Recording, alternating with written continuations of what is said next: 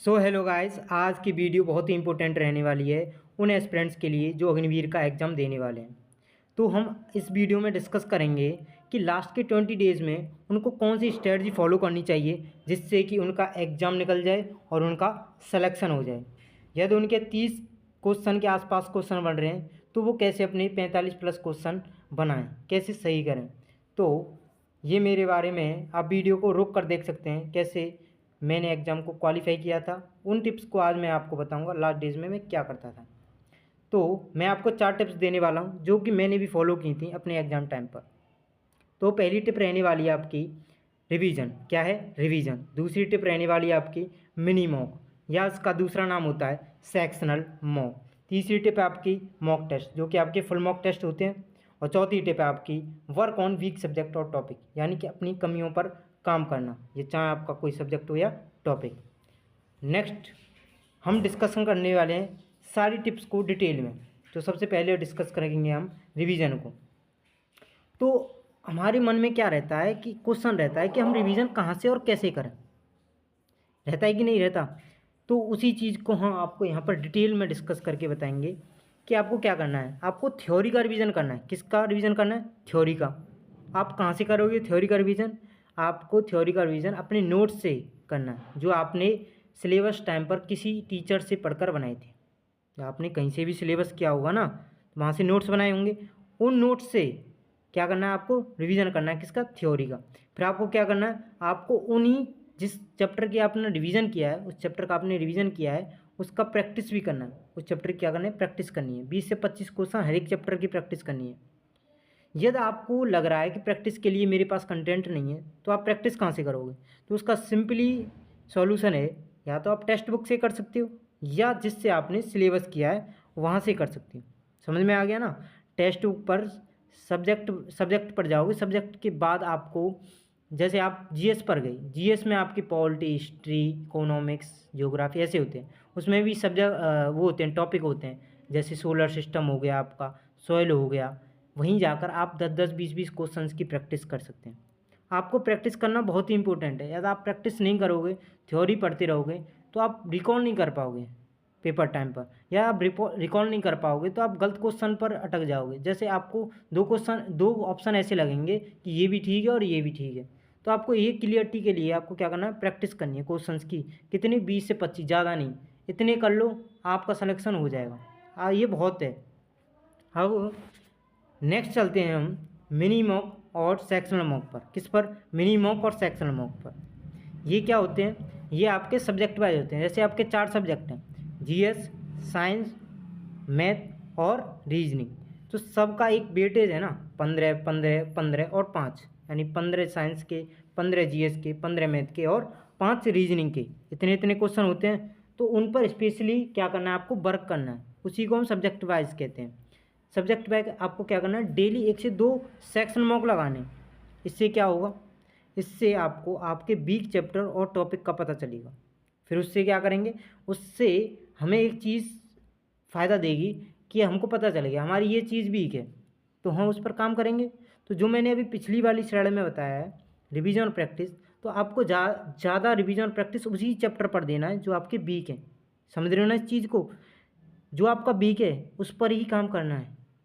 जो आप पर आता है उसे तो आप कर दोगे, नींद में होंगे तभी कर दोगे, सपने में होंगे तब भी कर दोगे। लेकिन आपको इम्प्रूव करने के लिए क्या करना है? उस पर काम करना है जो आपका वीक है, उस पर ही ज़्यादा टाइम डिवोट करना है, यानी देना है।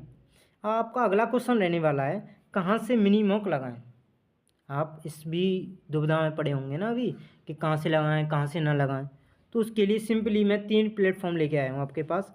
पहला है टेक्स्ट बुक। यदि आप पर टेक्स्ट बुक का पास है तो बहुत अच्छा, यदि नहीं है तो RWO पर, RWA रोजगार विद अंकित पर मिनी मॉक दिए होते हैं, वहाँ जाकर लगा सकते हैं। या आप किसी प्लेटफॉर्म जैसे आर्मी स्टडी हो गया या हड़प्पा क्लासेस हो गए, वहाँ से पढ़ रहे हैं तो वहाँ पर मिनी मॉक होंगे, या सेक्शन मॉक नाम से एक कोई फोल्डर होगा, वहाँ पर जाकर आपको क्या लगाना है? सेक्शन मॉक लगाना है, सेक्शनल मॉक लगाना है। 1 से 2 लगाओ, इससे आपको पता चल जाएगा।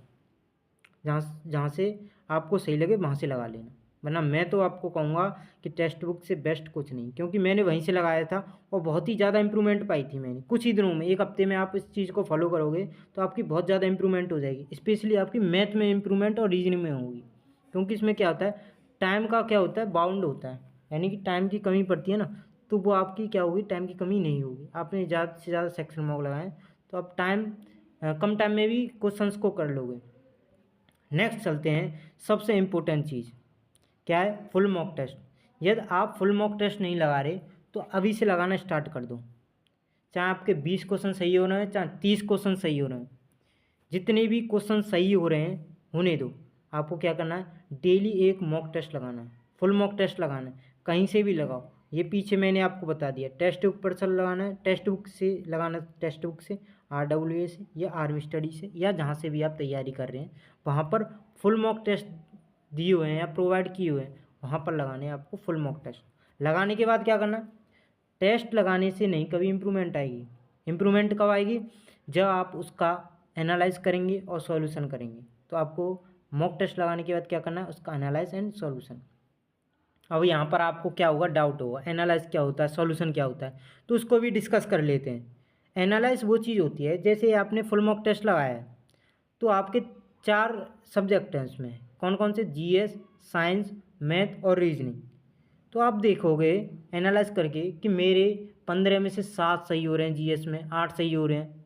फिर उसमें से देखोगे मेरे गलत किस में हो रहे हैं, जैसे पॉलिटी में गलते हो रहे हैं, इकोनॉमिक्स में गलते हो रहे हैं या स्टैटिक में गलते हो रहे हैं। तो उस चीज़ को हमने पता चला, कहाँ से पता चला कि हमारे जो क्वेश्चन गलत हो रहे हैं उस चीज़ को हमने ढूंढा। ऐसे ही मैथ में हमने ढूंढा कि हमारे CI से गलत हो रहा है, SI से गलत हो रहा है, या हमने साइंस में ढूंढा कि हमारे बायोलॉजी के क्वेश्चन ज़्यादा गलत हो रहे हैं, कम गलत हो रहे हैं, या हमारा ये सब्जेक्ट स्ट्रॉन्ग है, ये सब्जेक्ट वीक है। तो उस चीज़ को क्या कहते हैं, इस चीज़ को एनालाइज कहते हैं, जिससे कि हमें पता चलता है, ढूंढते हैं किस चीज़ों को कि हमारा टॉपिक अच्छा है, बेकार है।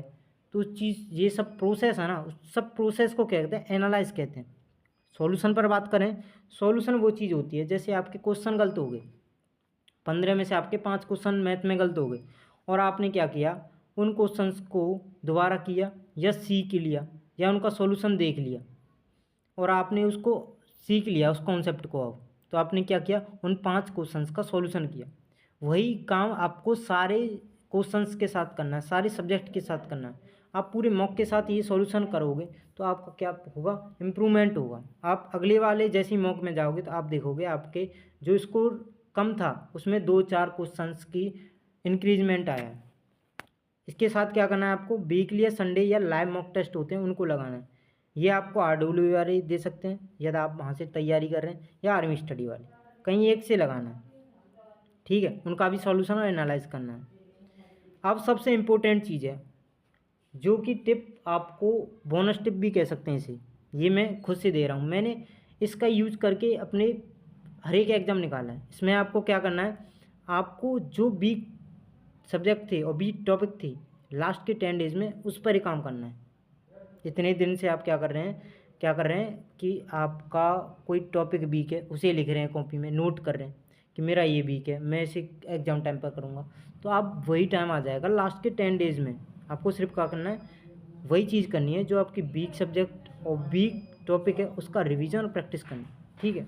इसके साथ साथ आपको जब तक आपका एग्ज़ाम ना हो जाए तब तक आप इसके साथ साथ मॉक लगाएं, मिनी मॉक और फुल मॉक, ठीक है। बस आपको यही करना है। सबसे इम्पोर्टेंट चीज़ यही है कि लास्ट डेज में आप कुछ नहीं करना, सिर्फ रिवीजन और प्रैक्टिस करनी है उन चीज़ों की जो आप पर नहीं आ रही, जो आप बार बार गलत कर रहे हैं, जो आपकी वीक हैं, ठीक है। तो इस वीडियो में मैं यहीं तक रहने वाला हूँ, इस वीडियो को यहीं एंड करने वाला हूँ। आप इन 4 टिप्स को फॉलो कीजिए, ये देखिए 1 हफ्ते में आपका इम्प्रूवमेंट हो रहा है कि नहीं हो रहा है, तो आप मेरे को कमेंट करें। और मैंने ये चीज़ की है तभी मैंने ये सारे एग्ज़ाम निकाले हैं, ठीक है। तो आप भी इन चीज़ों को फॉलो करें और अपने सिलेक्शन की ओर जाएं, सिलेक्शन करके मुझे कमेंट करें, जिससे कि मेरा भी तो करेज हो, ठीक है।